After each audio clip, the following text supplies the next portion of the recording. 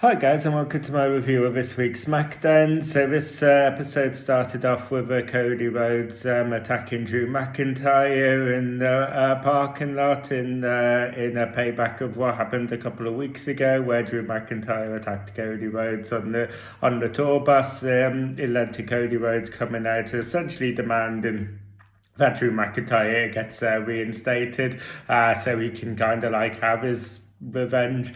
I guess that's how we're going to get around this plot line of Drew McIntyre being suspended and how they're going to kind of like resolve that.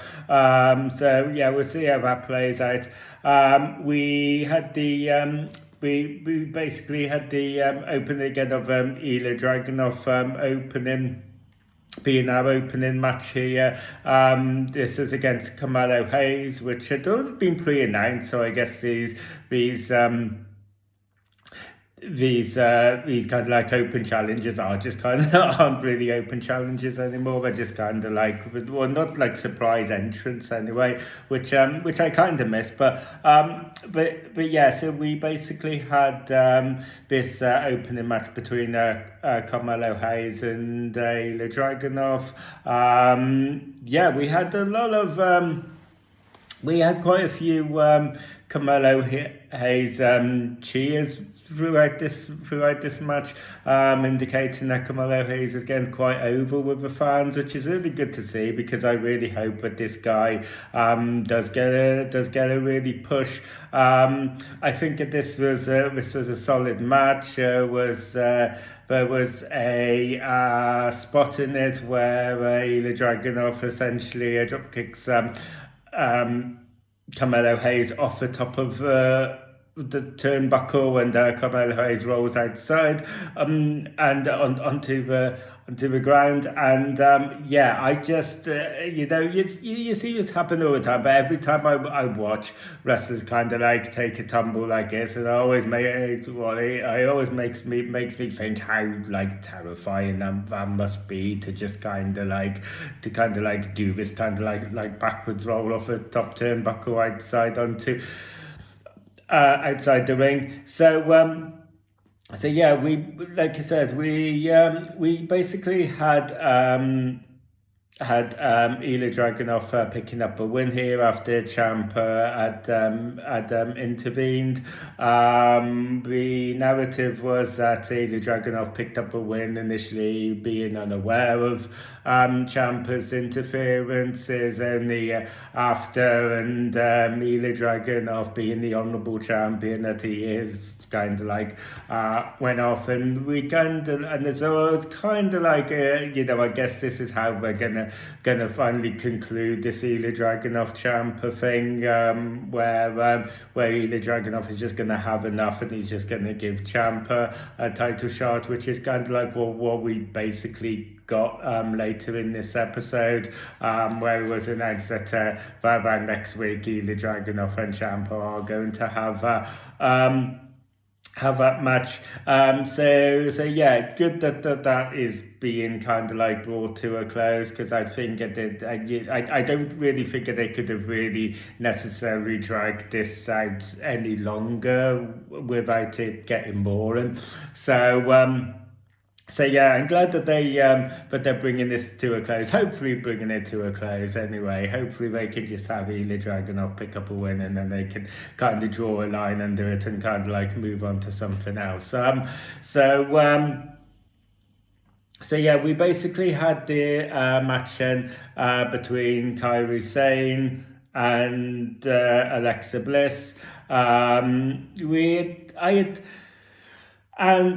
So the tag team division with the women's is so saccharine now, but you kind of like suspected that there was going to be interferences with this.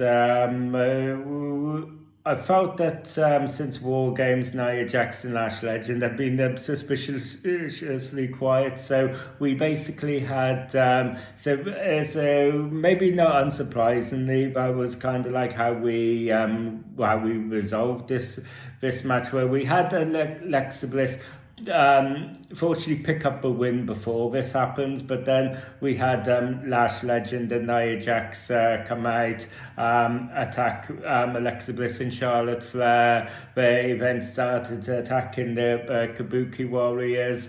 I was expecting maybe another intervention here, but we didn't get it. But I guess it kind of like served its purpose, because after what we saw with the whole chaotic end to Monday Night Raw, with I do think that they are building to something really quite big with a women's tag team. I don't know how they're going to resolve it. I kind of like all for a kind of like a women's TLC tag team match. I think that could be one of the only where they could do it. Maybe with a triple threat or fatal four way. Maybe. Yeah, I think that's kind of like what we're building to. I don't think that we're necessarily going to have the Kabuki Warriors defending those titles against any one of these tag teams, at least not immediately. I find it kind of maybe they're going to resolve this contender stuff with something like a triple threat or fatal four way, and if they add the stipulation with like a TLC, I'm all for that. That's kind of like what I'm hoping for out of this. So yeah, I do see that as a viable play. So yeah. Here's hoping. We then had this backstage segment where we had Ricky Saints and Obafemi appearing on SmackDown, so it was really good to see them popping up. And we had the backstage segment with Cody Rhodes. It was essentially basically announced that the winner of Ricky Saints and Obafemi at Deadline will face Cody Rhodes for the title at a Saturday night's main event. So yeah, that just got a whole lot more interesting. Not that my anticipation for Ricky Saints and Obafemi at Deadline needed any extra fuel, because I think that's going to be a banger match. It is one of the matches I'm most looking forward to seeing. But yeah, adding that as a stake, just in that's even more interesting there. I mean, I do think ultimately, when all is said and done, regardless of whether Cody Rhodes is facing Ricky Saints or Obafemi at Saturday night's main event, I find it hard to believe that they are going to take a title off Cody Rhodes at Saturday night's main event. So I do think it's all kind of like a bit maybe anticlimactic in that way, but ultimately I think getting there is going to be a whole lot of fun. I think the match between Ricky Saints and Obafemi tonight will be a banger of a match. I think seeing Cody Rhodes going up against either one of those two at Saturday night's main event could make for a fantastic match getting there. So yeah, it's one of those. Just you may be able to kind of like predict the overall outcome of this, but you can still really enjoy the ride, and I think it's just like one of those. So we then had Jade Cargill having a match with Alba Fire, which we always suspected was going to be a squash match. I had said in my one of my previous reviews of SmackDown that I could viably see this where we could maybe have Jade Cargill just have a series of these little squash matches until they have the opportunity to do something big. I think obviously the end goal here is with Bianca Belair, but there was a tease with Charlotte Flair, but Charlotte Flair seems to be kind of caught up in the tag team. But so until they can kind of like free either like a Charlotte Flair feud up or a Bianca Belair feud up, and I think that's kind of a play. I mean, maybe even if they did go through Charlotte Flair en route to setting up Bianca Belair, Jade Cargill. We could even I think I could imagine a world where we could even viably get Jade Cargill having the squash match against Charlotte Flair. I think we could viably have Jade Cargill squashing Charlotte Flair as well, similar to how Brock Lesnar squashed John Cena back at WrestleMania 31, was it? It was, and they wanted to give Brock Lesnar that big push, and they did that through having just shocking everybody by having him squash. I think that would be more impactful. I think that squashing Alba Fire or Meechin or Bfab or whoever.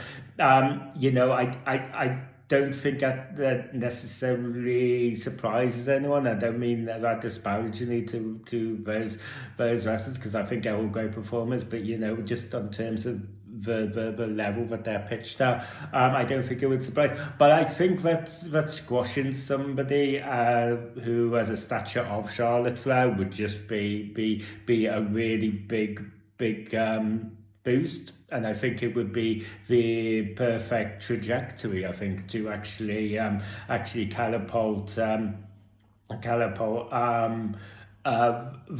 Bianca Belair and Jade Cargill feud for when Bianca Belair returns. I think that could be an excellent catalyst for it. So we'll see how it goes out. I mean, I'm just kind of nerding out here, just kind of like fan theorying, but yeah, I think that could be a really good long game, actually.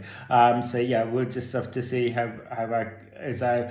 We had the MFTs coming out with a Solo Sikoa without their face paint this time.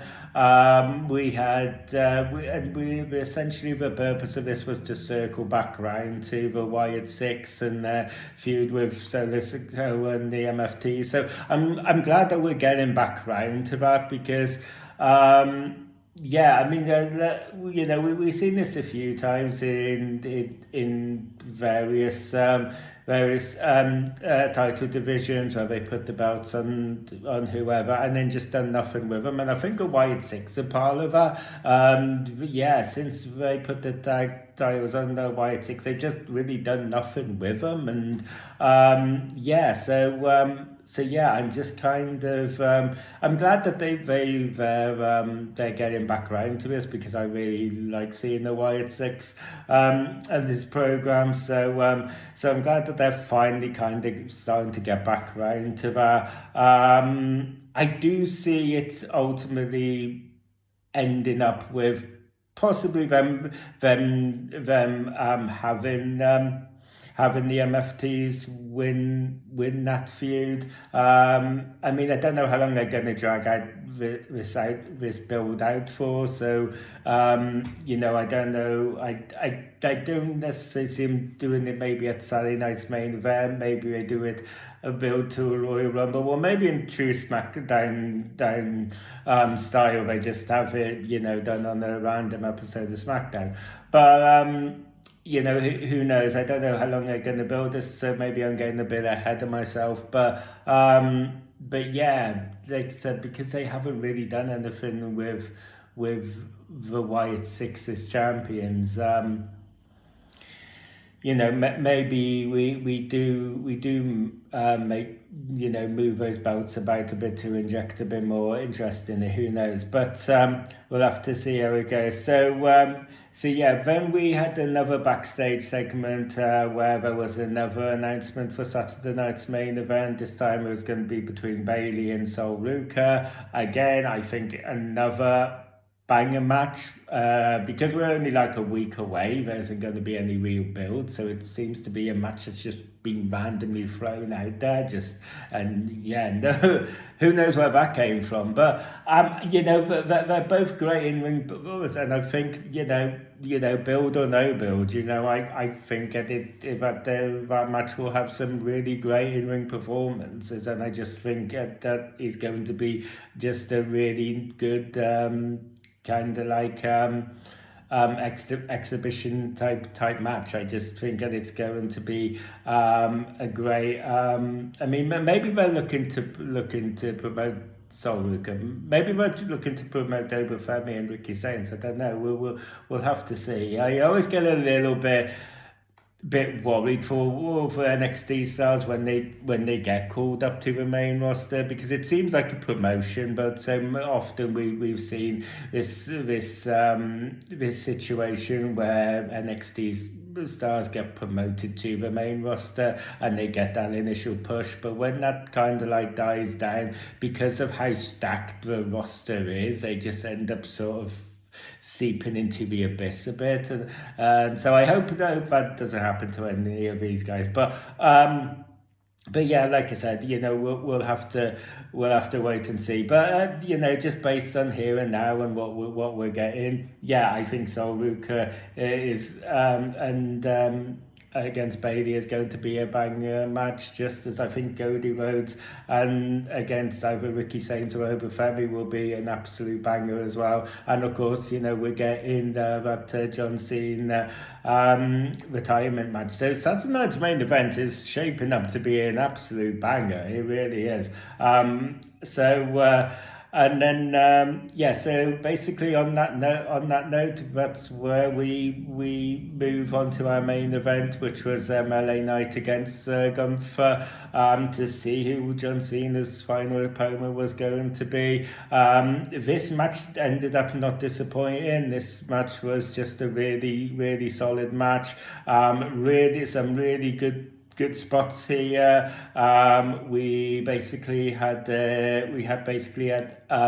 Knight delivering an AA twice to Gunther consecutively, which was just really impressive. We all know how big Gunther is. It made me even more impressive because I know how trash my shoulders are, so it makes me kind of like envious when they see these AAs.